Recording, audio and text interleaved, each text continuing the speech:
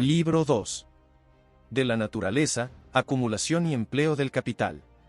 Capítulo 4. Del capital prestado con interés.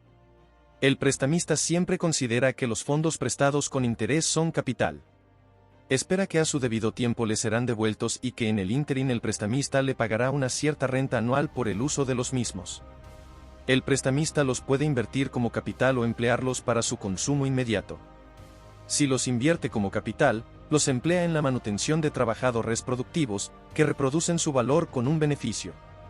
En tal caso puede reponer su capital y pagar el interés sin enajenar ni liquidar ninguna otra fuente de ingreso. Si los emplea para consumo inmediato, asume el papel del pródigo y disipa en la manutención del perezoso lo que estaba destinado a sostener al trabajador. En este caso no puede reponer el capital ni pagar el interés sin enajenar o liquidar otra fuente de ingreso, como la propiedad o renta de la tierra. El capital prestado con interés es sin duda empleado ocasionalmente de las dos formas, pero mucho más a menudo en la primera que en la segunda. Una persona que pide prestado para gastar se arruinará pronto, y el que le preste tendrá por lo general motivos para arrepentirse de su estupidez. Prestar o pedir prestado por ese motivo, en consecuencia, siempre que no haya una usura desmesurada, es en todos los casos contrario a los intereses de ambas partes, y aunque es indudable que en ocasiones la gente hace una cosa u otra, podemos estar seguros, por la consideración que todas las personas tienen de lo que les conviene, de que no ocurre tan frecuentemente como a veces se piensa. Si se pregunta a cualquier persona rica a cuál de las dos clases de gente ha prestado el grueso de su capital, a las que piensa que lo emplearán de forma rentable o a los que lo gastarán ociosamente, se echará a reír ante la pregunta. Incluso entre los prestamistas, que no son personas famosas en el mundo por su frugalidad, el número de los moderados y laboriosos supera con mucho al de los derrochadores y perezosos. Los únicos a quienes se presta habitualmente dinero sin esperar que hagan de él un uso muy rentable son los señores de la tierra que piden préstamos hipotecarios. Podría decirse que gastan lo que piden prestado antes de recibirlo.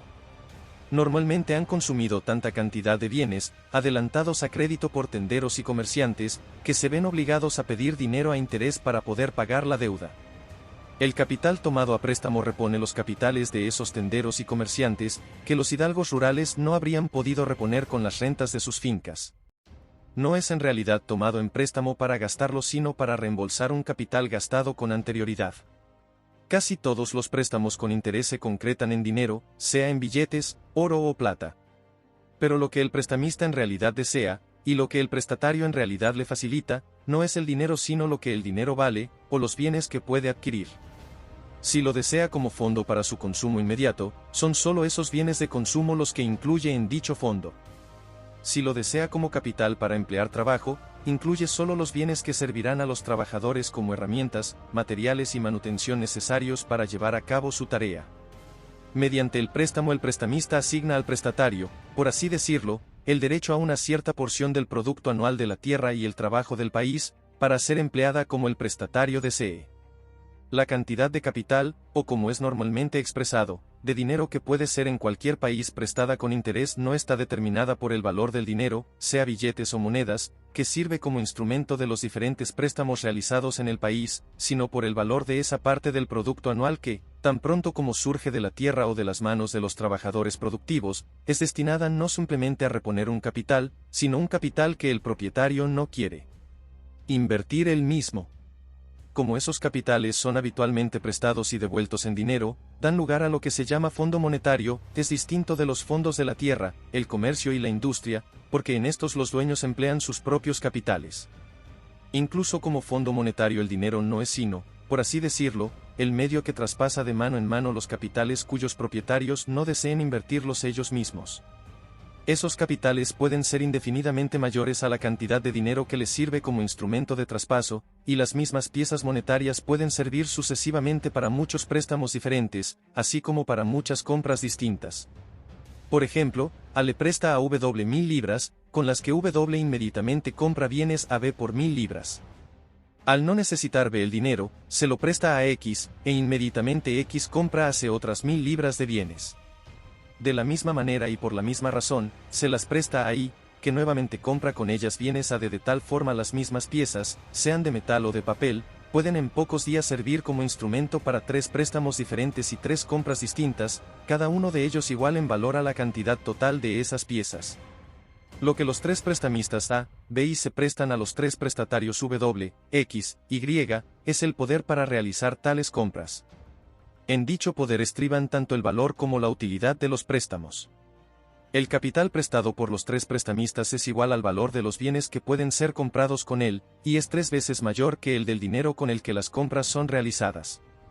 Esos préstamos, no obstante, pueden estar perfectamente garantizados si los bienes adquiridos por los diversos deudores son asignados de forma tal de reponer con un beneficio un valor igual sea de metal o papel.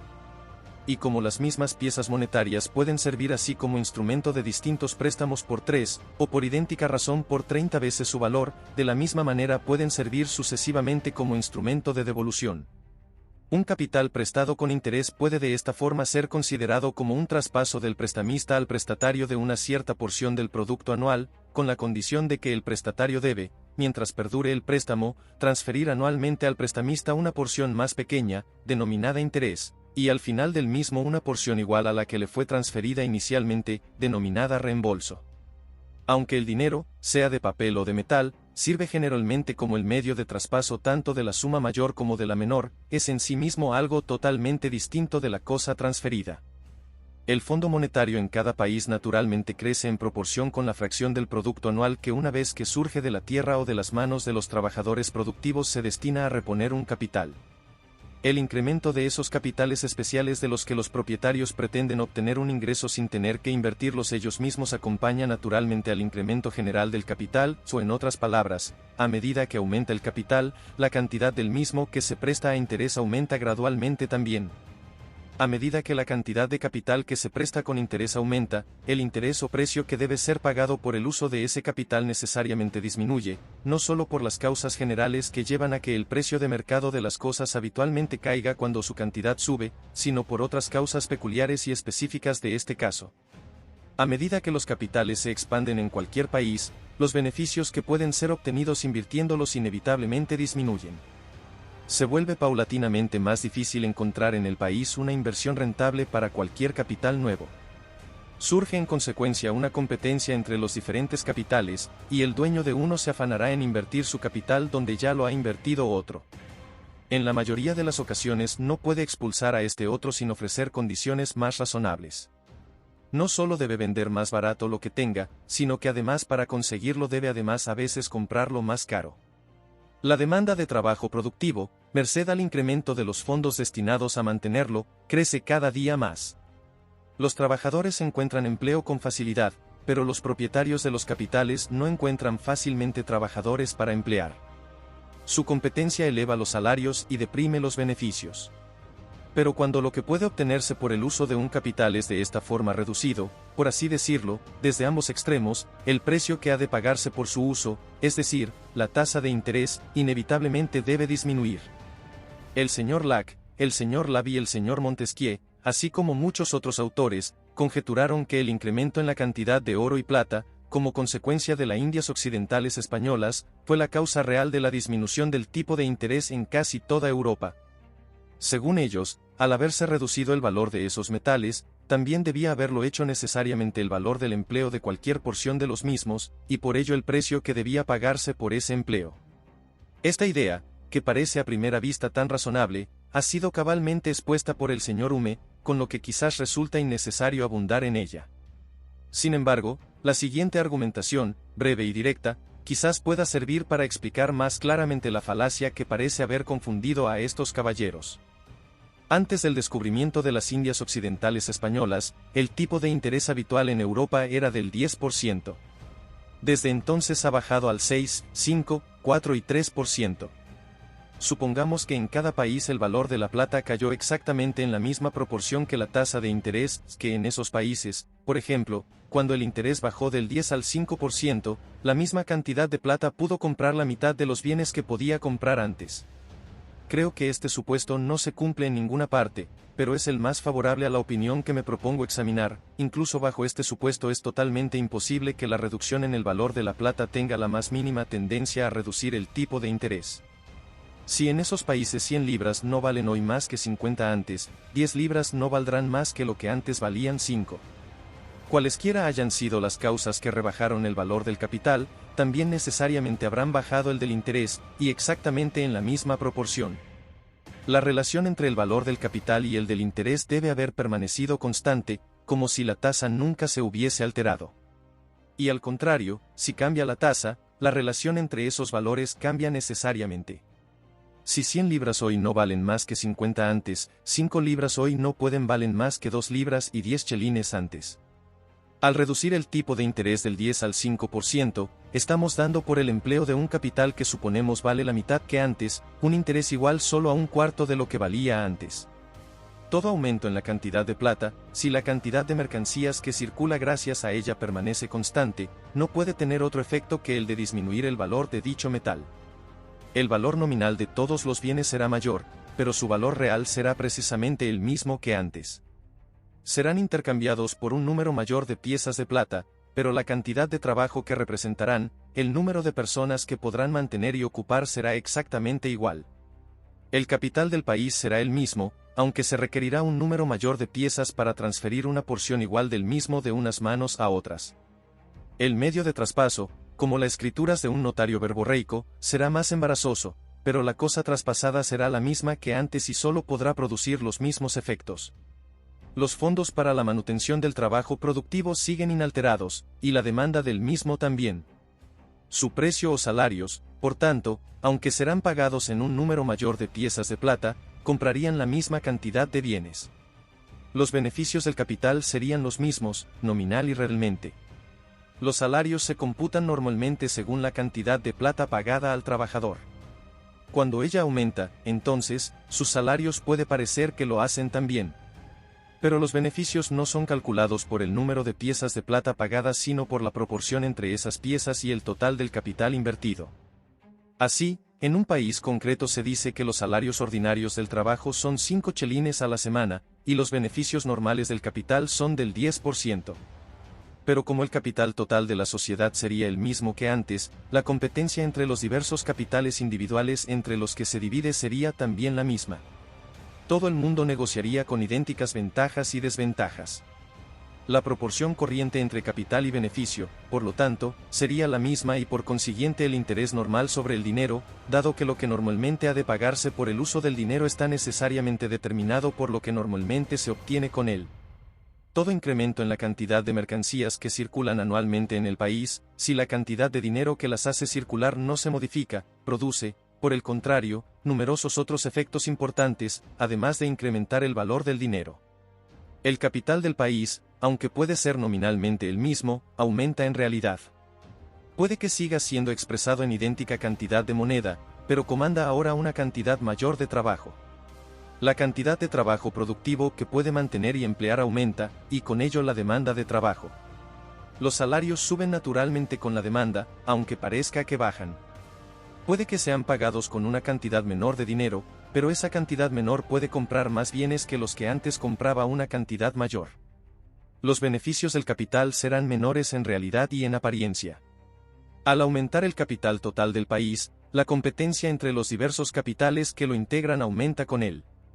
Los propietarios de esos capitales se ven forzados a contentarse con una proporción menor del producto del trabajo que respectivamente emplean. El interés del dinero, siempre siguiendo los pasos de los beneficios del capital, puede ser así acusadamente disminuido, aunque el valor del dinero, o la cantidad de bienes que cada suma concreta puede comprar, aumente considerablemente. En algunos países el interés del dinero ha sido prohibido por ley. Pero como siempre se puede hacer algo con el dinero, siempre se ha de pagar algo por su uso. Y la experiencia ha demostrado que esta reglamentación, en vez de impedir el mal de la usura, lo ha agudizado. El deudor se ha visto obligado a pagar no solo por el uso del dinero sino por el riesgo que su acreedor corre por aceptar un pago por dicho uso. Podría decirse que se ha visto obligado a asegurar a su acreedor contra las sanciones de la usura. En los países donde se permite el interés, la ley, con objeto de prevenir la extorsión de la usura, generalmente fija el tipo de interés máximo que se puede cobrar sin penalidad. Este tipo siempre debería estar algo por encima del precio de mercado mínimo, o el precio habitualmente pagado por aquellos que pueden garantizar la máxima seguridad. Si la tasa legal es fijada por debajo de la tasa mínima de mercado, sus efectos serán casi los mismos que los de una prohibición absoluta del interés.